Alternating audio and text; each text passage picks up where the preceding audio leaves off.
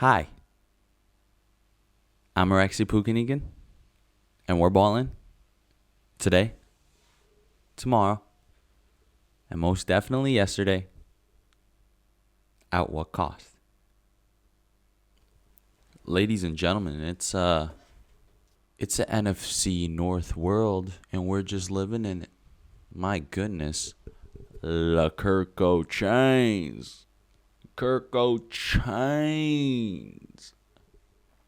kick off week 5. I mean, that was just truly sensational because the Vikings went up against the New York Jets in London town. Let's just say that Vikings caused some kind of damage over there in London because as of yesterday, the head coach of the New York Jets, Robert Saleh, has been fired. He's been fired. Like Donnie T would say it, the king of New York, he would say, "You fired." And in New York, Robert Saleh, you fired. I don't know. This is the biggest coaching drama so far in the season.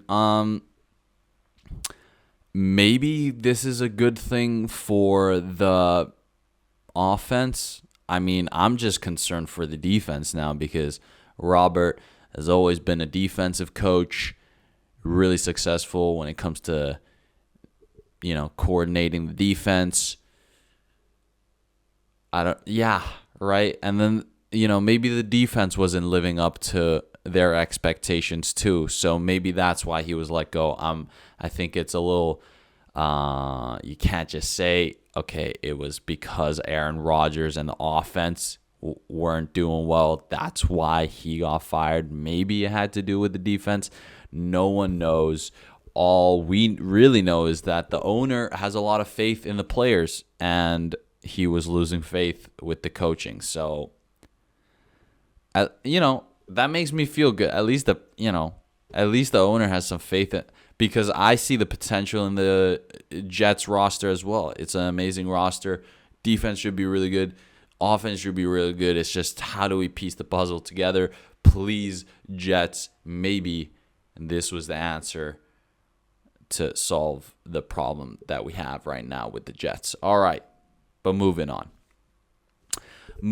We have the Bears versus Panthers to start off the Sunday Night Football. This is the best the Bears have looked in years. Finally, things are looking promising. You're still in the bottom of your division. I mean, NFC North. Last year, the AFC North everyone was really strong, and it was this like free-for-all within the AFC North.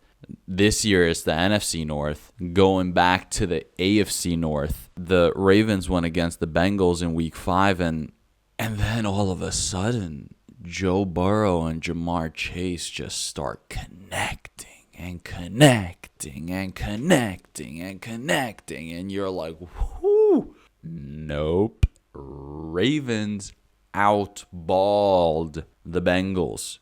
Ravens are just balling a little harder than the Bengals. That's all. That's simply how it goes. And then we go over to the other top team in the AFC, which is the Texans.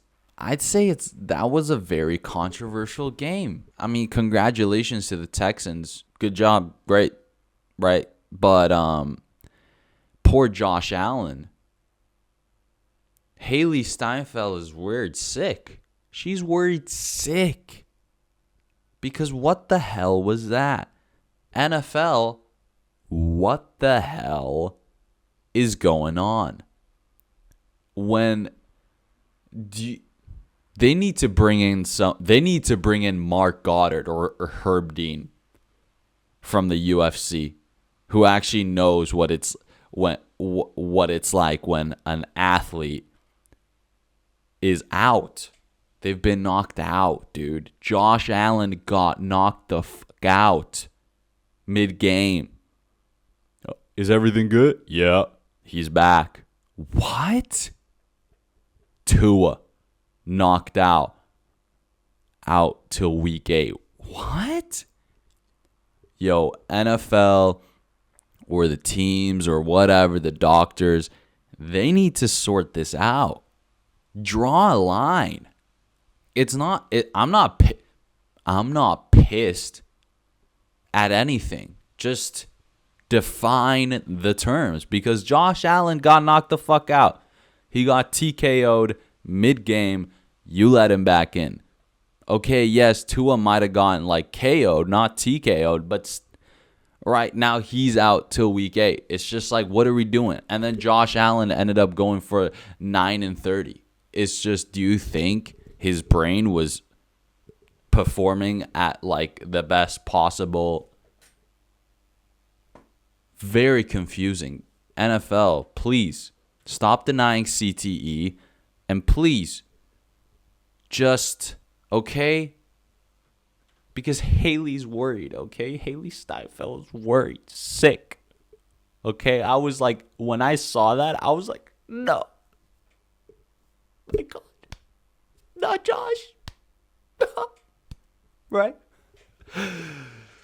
Oh, my goodness. Okay, yeah, but moving on. We got the Colts going against the Jaguars. And while I had the Colts winning this matchup, I was also very, I was like, you know what? Are the Jags really going to go 0-5? And yeah, Jags were playing like everyone was about to get fired if they went 0-5, because the Colts were playing pretty darn well. But Jags, they were like, yeah, we're going to take this. We have to win this. We have to, or everyone's getting fired. The children are going to be crying, Daddy can't bring home the cool Christmas presents. Right? That's the Jags vibes. They pulled it off. Now they fly across the pond for week 6. Dolphins went up against their division rival, the Patriots. They hold it together and avoid the big red button. Dolphins, I'm still haven't given up on you, even though in a way I really want to, but I'm not gonna. Let's go, Dolphins. Woo! Cleveland, you need Jameis Winston, and Jameis Winston needs you. All right, can we make this happen, please? Let's make this happen. We need to make this happen. You guys need the humble, gracious guy who just, is all about the community, right? LeBron was that for you guys. Now you guys need Jameis Winston, okay? Jameis Winston, please, we need you. I need you. Let's make this happen, because Commanders, they just breezed past the Browns. Yeah. Let's go, Commanders.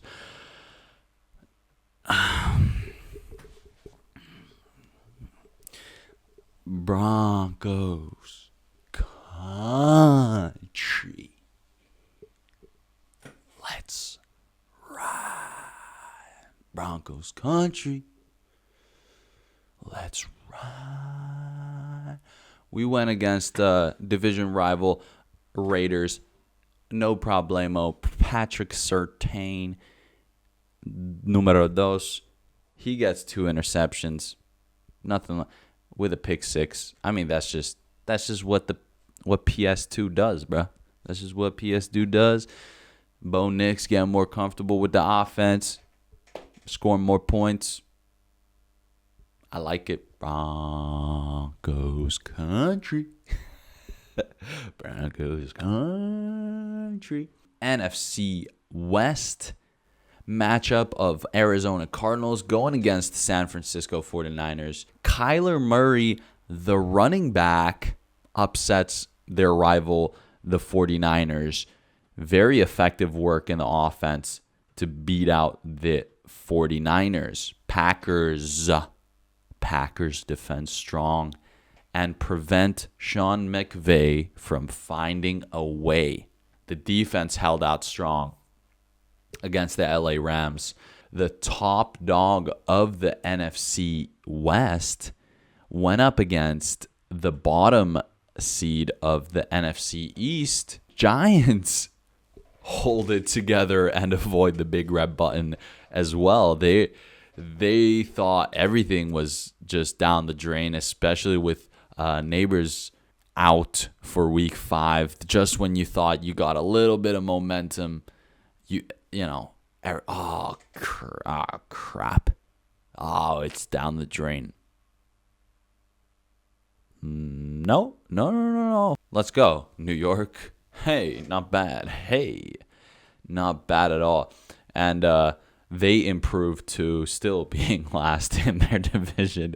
Congratulations to the Giants. Cowboys went up against the Steelers. I had Steelers upsetting the Cowboys. Cowboys won. Good job, Cowboys. Good for you. And then the last game of week 5, we had the Kansas City Chiefs going against the New Orleans Saints. And let's just say only good juju for now. No bad juju, good juju, actually incredible juju. Good on you, Juju. Juju, you did a good job. Very solid job. Because with all the injuries, all the setbacks with the Chiefs roster, it don't matter. It don't matter when Andy Reid is leading the team. It don't matter. Kareem Hunt, they just picked him up. Whatever. He goes for over 100 yards and a touchdown, doing a lot of dirty work, 27 carries. Juju Smith-Schuster, 7 recorded catches, 130 yards, 8 targets, so he only dropped 1. Let's go. That's pretty good. Travis Kelce as well, only dropping 1, doing a little bit of dirty work there. Yeah, just only good juju for the Chiefs right now. Good juju. I mean, everything on paper points towards that this is the weakest the Chiefs have ever been. The good juju is on their side. Taylor Swift curse is still not a real thing. It hasn't been proven yet, even though it is the theory that I have the most belief in this season. However, Chiefs are 5-0. Vikings are 5-0. The two teams that are balling out the hardest in the National Football League. And for week 5, the offense of the week. Now, you know what? This one, and I do think they deserve it. I really do think they deserve it because it's just like the end result was a little bit heartbreaking. The week 5 offense of the week, I'm going to have to give it to the Bengals. I know they didn't even win the game. What are you talking about? But come on, guys. That was fun. That was cool, okay? Joe Burrow and Jamar Chase are doing things as a quarterback and a wide receiver that no one else in the National Football League can do. All right? It's when they start connecting with each other, it is art. It is beautiful. I mean, they just put on a classic, really. Defense couldn't do anything about the Ravens' offense. It's fine. It's fine. But the offense of the week has to go to the Bengals. It has to go to Joe Burrow, Jamar Chase, Joey B, 392 yards, 5 touchdowns. Jamar Chase, 10 recorded catches, 193 yards, 2 touchdowns. That seems pretty vintage, pretty classic Joey B and Jamar Chase to me. And it was amazing. Thank you, gentlemen, for trying your best and really putting all your strong foot forward. Defense of the week. Defense, well, the defense of the week, I think, goes to the Vikings because the defense was so tough, you got the head coach fired. So, yeah, there you go. It has to be defense of the week. Has to go to Vikings if the freaking head coach is fired after the week has ended. So, offense of the week, Bengals.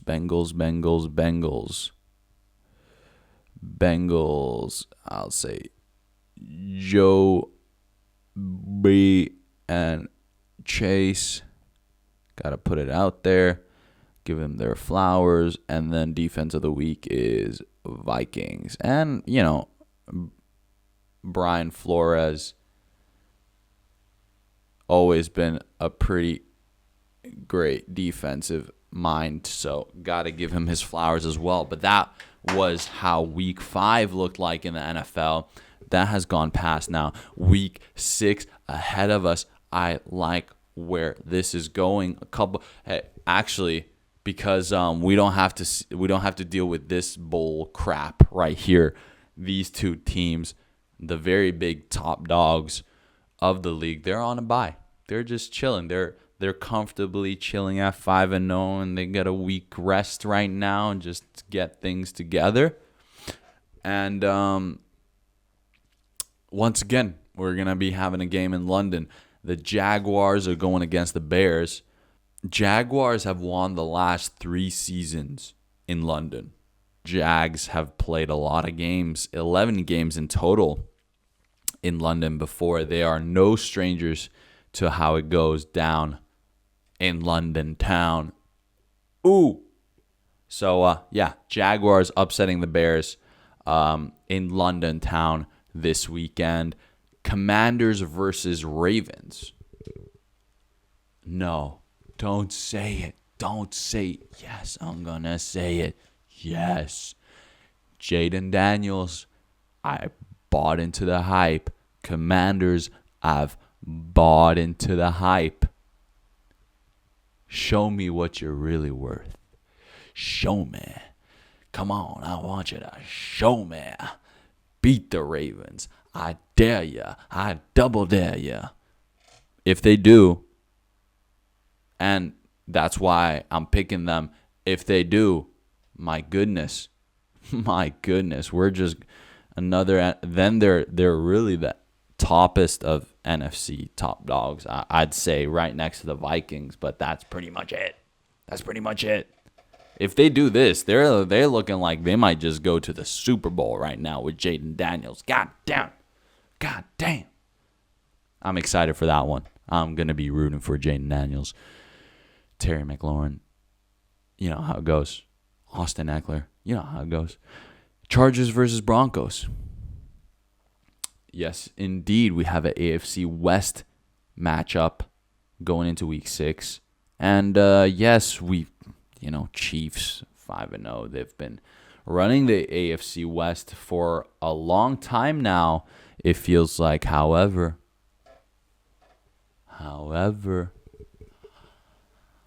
Broncos country. I think Lewis Hamilton might be in attendance, part owner of the Denver Broncos, Sir Lewis Hamilton. Hopefully he will be in attendance. Next week is going to be a race for him in the U.S., so it would make sense. And he was just visiting the facilities last week. It's tremendous. We're going to be in Denver, Colorado for the game. Chargers defensively have looked really strong. Offensively, they've made improvements. However, Bo Nix, Sean Payton, PS2, everybody involved. Broncos country. Let's ride. The NFL, amazing. Thank you for all the entertainment. UFC 307 went past last weekend. All right. Salt Lake City. We had the Wonder Boy going against Joaquin Buckley. Joaquin, like I said, if he finds the opening, he's going to get the job done. And he found the opening that I was talking about, that I feared the most, that I didn't want happen to my boy, Wonder Boy. However, he found that opening with the explosive power that only he's showcased the most in the octagon. I mean, once this guy lands with just that explosive power, it's done. And that's what happens to Stephen Thompson. Joaquin Buckley, pretty much like a jumping hook, lands on Stephen Thompson. TKO, KO. that was heartbreaking and cool at the same time. All right. Co-main event. Yeah, we had Raquel Pennington going against Juliana Pena for the women's bantamweight title, and new Juliana Pena. The first thing the two-time champion does is call out a fighter that is retired.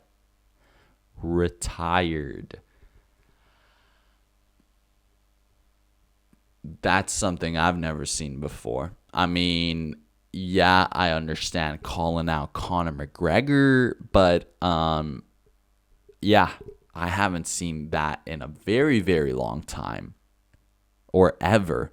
You're there to try to prove that the women's division is as exciting as the men's division. So why are we calling out retired fighters? Okay, all right, moving on. Though before I start getting sexist, main event, Alex Boatan Pereira went against Khalil Rountree Jr. for the light heavyweight title. Khalil Rountree proves to everyone that it is possible to eat Alex Pereira's shots. You can eat him. And you can also trade with him. He proved that. That's something that no other fighter has done before. He's just swanging and banging with Alex Pereira, trading with Alex Pereira, and being aggressive towards Poatan. I'd even say, yes, when Izzy beat Alex Pereira, it was like a mind game tactic thing where he just got the perfect game plan and then the perfect counter and then boom, timed it perfectly. But this was like, nah, Khalil Rountree was out there to try to thug it out with Poatan. And Poatan, that's what happens when you try to get aggressive with Poatan, because Poatan will be like, man, CHAMA, huh? CHAMA, huh? CHAMA, huh? And still, Khalil Rountree, so much respect to the guy. That was insane. No one in the UFC has eaten that many shots from Poatan before. And he was a TKO too. TKO. I called it last week. I said, if anyone is not getting just cleanly knocked out by Alex Pereira at 205, it's Khalil Rountree, man. He will just take it until that's what happens with Poatan's power, until you just can't take it no more. Blood was flying all over the side of the octagon, just blood splattering everywhere. One of the most brutal beatdowns you will ever see. However, that just proves to you the warrior that Khalil Rountree Jr. really is, and the fact that he is truly one of the first and only to just not fearlessly strike with Poatan. Poatan, and still, I don't even know. Ladies and gentlemen, it's been real. Sorry if the energy's been a little bit down. I'm a little bit sleep deprived. I'm on a new job. Early mornings. Sorry for the slight inconsistency. We're going to get better. Now we only adapt and improve. Week 6 coming up. F1 coming back next week. Beautiful stuff. Everyone take care. Stay warm. Stay healthy. Stay ballin'. At what cost? I'll see you guys next week.